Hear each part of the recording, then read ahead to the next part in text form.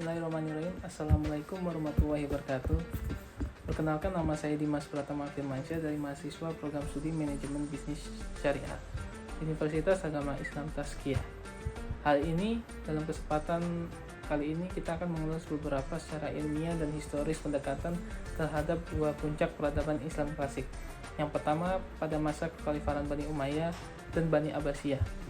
Hal ini dua era yang membentuk salah satu fondasi kebangkitan Islam dan kemajuan dunia dalam bidang politik, sosial, ekonomi, dan keilmuan. Yang pertama kita akan membahas salah satu kekhalifahan Bani Umayyah dulu. Pada masa 661 Masehi hingga 750 Masehi. Hal ini kekhalifahan Bani Umayyah didirikan oleh Muawiyah bin Abi Sufyan. Salah satu pasca wafatnya kekhalifahan Ali bin Abi Thalib. Pusat kekuasaan berada di Damaskus, di daerah Suriah. Hal ini ibu kota yang strategis kosmopolitan pada masa ini. Wilayah Islam mencakup 3 benua. Yang pertama Afrika Utara, yang kedua Asia Barat, yang ketiga Eropa Selatan. Hal ini membentang dari beberapa Spanyol hingga lembah Indus. Ini menjadikan salah satu imperium terluas sepanjang sejarah.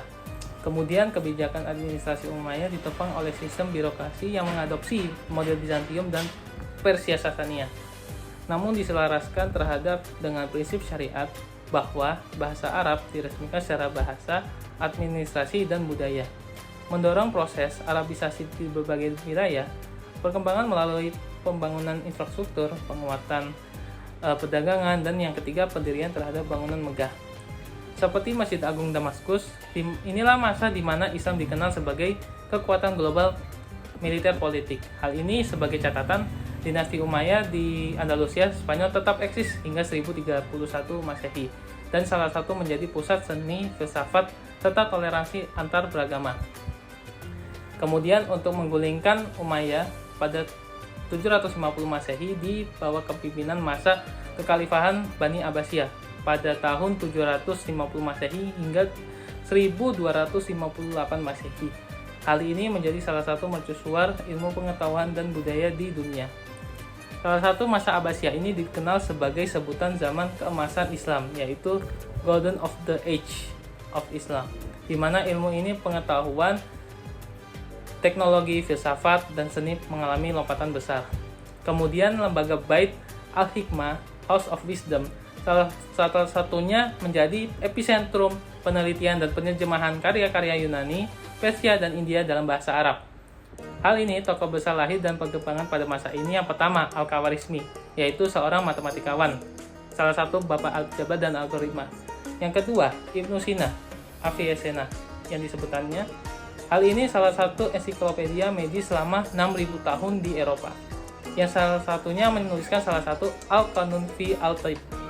Yang ketiga, Al-Farabi, yaitu filsuf besar yang berjebatani filsafat Yunani dengan pemikiran Islam.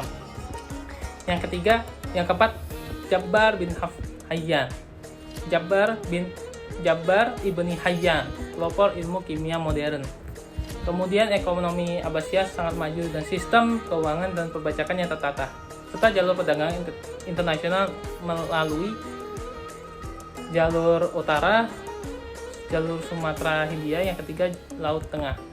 Adapun beberapa perbandingan dan warisan peradaban terhadap perbedaan pada masa Bani Umayyah dan Bani Abbasiyah. Yang pertama terhadap pusat pemerintahan. Di Bani Umayyah sendiri, yang pertama terhadap yang beredar Damaskus di daerah Suriah. Yang kedua Bani Abbasiyah di daerah Baghdad. Yang kedua terhadap fokusnya, yaitu Bani Umayyah mengekspansikan terhadap militer dan politik. Sedangkan Bani Abbasiyah yaitu ilmu pengetahuan dan budaya. Kemudian juga bahasa, Bani Umayyah yang tadi kita sudah bahas yaitu Arabisasi. Dan kemudian Bani Abbasiyah sebagai multibahasa dalam 3 bahasa. Yang pertama bahasa Arab, yang kedua bahasa Persia, yang ketiga bahasa Yunani. Kemudian arsitektur. Dalam arsitektur hal sendiri, aspek Bani Umayyah dan Bani Abbasiyah memiliki warisan, salah satunya yang pertama integrasi Islam ke dunia barat dalam Bani Umayyah, yang kedua Bani Abbasiyah sebagai fondasi ilmu pengetahuan dan modern.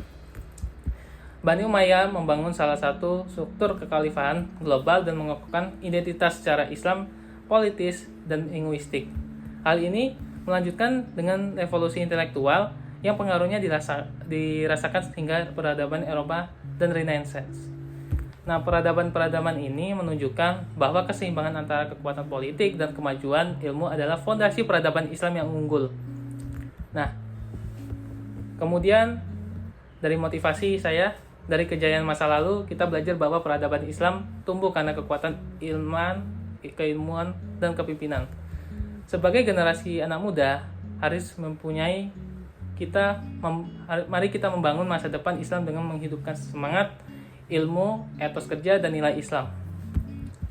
Adapun, the glory of civilization lies not in its gold, but in its knowledge.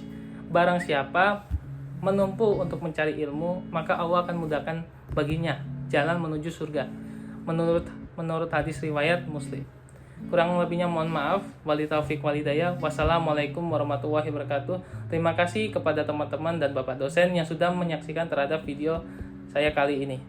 Semoga untuk mengharapkannya Bapak dan Ibu semoga sehat selalu. Kurang lebihnya mohon maaf. Wali taufik walidayah. Wassalamualaikum warahmatullahi wabarakatuh.